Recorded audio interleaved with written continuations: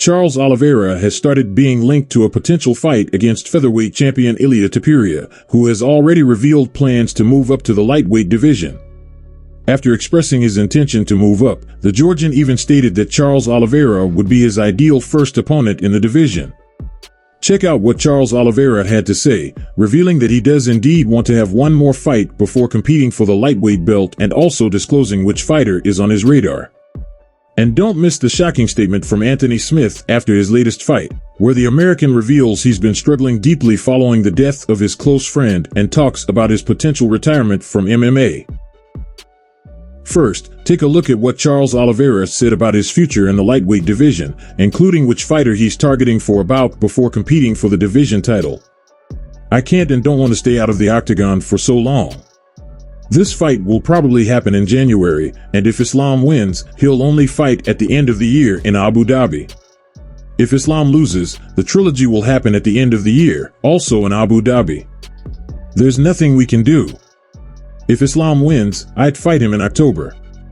I fought in November, and I'm not going to wait until October for him. I want to fight before then. First option, I can do my camp, train, and sit in the front row as a backup fighter in case the fight between Islam and Arman falls through, and I'd get paid for that. It's a good option because, whether you like it or not, it keeps you training in camp because you're staying ready to step in for either guy. Second option, there's also the possibility of a fight against Max Holloway around April or May. Let's go, I'm ready. But here's the thing, that fight can't interfere with anything else. That fight is that fight, and the belt is another matter. Right now, it's the moment where we have to be very careful about the steps we take, but honestly, there aren't many steps to take. In addition to Topuria making it clear that he wants to fight Charles Oliveira next, the featherweight champion's coach, Jorge Clement, also commented that it would be an interesting match, stating that Topuria would turn Charles Oliveira's lights out. "I love the way Charles Oliveira does this sport. I think he has a great future. He has a great striking. But I think Ilia is from another planet. I think Ilia has the anti-jiu-jitsu, and the problem with Oliveira is he takes a lot of hands when he is striking, and the big hand of Ilia is very dangerous, you know. I think they are going to do a striking match because maybe Oliveira tries to grab him and get his back or something, but Ilia is going to stop him and stand on the feet. When they cross, he's going to turn the lights out. I think Dustin was talking about it. It's another big match for Ilia. I don't know. I think the best opportunity is to fight with the number one top ranking. But if there is not this option, why not? I think Ilia is prepared to fight with everybody who wants to fight in May. That is going to be a great match. He has very good skills and striking. He is a tough guy, but I think Ilia has better striking. I think he has better wrestling. And I know Dustin has a very good jiu-jitsu. I think it's a very good match, but I think Ilia can knock him down or finish him. I think both are very great matches. Everybody wants to see it." About Ilia Topuria's statement, the Georgian commented on Charles Oliveira earlier this week. "But more or less, I have it quite clear how I want it to be and an idea that I want. I would like to go up to the next division, and since Islam, the champion in that division, is going to fight in January and he's not going to stay, that is, he's not going to be ready for April, May, I would like to fight with the number one contender that division is right now. That's Charles Oliveira. Maybe it's time for a change. Now it's time to enjoy a little more of what I do. Not care so much about the weight cut. Imagine, I made my UFC debut in 2020 and started ranking at featherweight. Like, you get your position in the ranking, so you've earned your ranking in that weight, and then if you change, you lose all the work you've done within the rankings. So you stay there, but 4 years pass, you evolve, you grow, your body develops more, and it costs more and more to cut weight. I already have a UFC fight at lightweight, it was the one in London. The truth is that I felt super comfortable with the process because the weight cuts don't affect you, it gives you the opportunity to stay a little more active." Dricus du Plessis has also made waves with his recent comments, stating that even though his fight against Strickland is already set, he really wanted to face Khamzat Chimaev instead. "I think most people wanted to see that Khamzat fight, myself included. I was 100% keen on the Strickland rematch the whole time. Everyone now says they wanted the Khamzat fight, but the same fans were the ones that called for the Strickland rematch up until Khamzat had the performance against Rob. I honestly felt that the Strickland rematch was warranted. Great, let's do it. And then after that Khamzat fight, that was the fight I wanted, and I think 90% of fans wanted.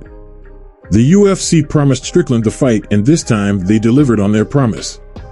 A fight against Khamzat was on the table for sure, but we talked about it.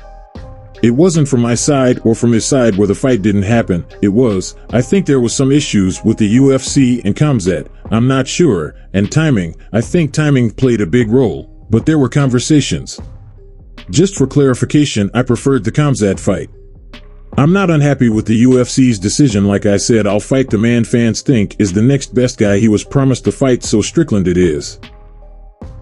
Dricus du Plessis also went into more detail about Strickland, taking the opportunity to taunt the American by saying his fighting style is extremely boring, while also mentioning how Strickland couldn't handle the pressure he applied during their previous fight. I don't mind getting punched in the face. That was the biggest difference, That was it. I'll take one to give one, because I know mine's harder. And I think that was the biggest difference. As I went and I fought Strickland on his strength, I made him go backwards. Look at Paulo Costa and Izzy. They were running, trying to set something up. Strickland is too good. If you're gonna try and do that, he's too good. Now, if you give him that momentum, he's gonna keep on coming and coming. He's a bully fighter. He likes to bully people, and if you don't put him in his place quickly, now you are gonna be bullied. I made him go backwards. Strickland's strength lies in his ability to press forward and bully his opponents, but I took that away from him. You can't let him get that momentum. If you give him an inch, he'll take a mile. Nothing's changed. He looked boring like every other fight. In our fight, I remember there was a stage where I was walking forward, but he just kept moving away, and I thought to myself, I'm gonna stand here. Maybe he gets the confidence to walk forwards and we can punch it out. He has no problem with the crowd booing his fight style. Unfortunately, I don't have that in me. Sean Strickland and Khamzat Chimaev were the two favorite names to face Dricus du Plessis, and these two fighters have exchanged multiple insults on their social media recently.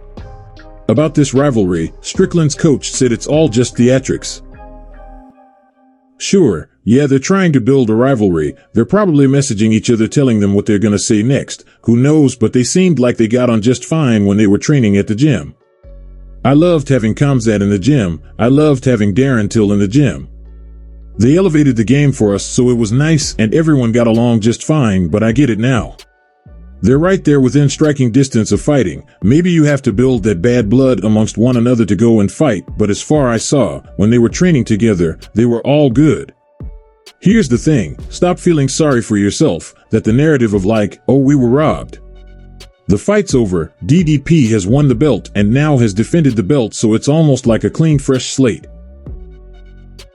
So, folks, Ilia Topuria's statement about moving up to lightweight and potentially challenging Charles Oliveira has certainly shaken up the MMA world, and everyone is speculating about how Topuria's journey in this new division will play out. But what do you think? Do you believe Ilia Topuria could beat Charles Oliveira in a fight? Leave your opinion in the comments so we can discuss it. If you truly enjoy MMA and staying on top of everything happening in the fighting world, it's definitely worth checking out these two other pieces of content appearing on the screen.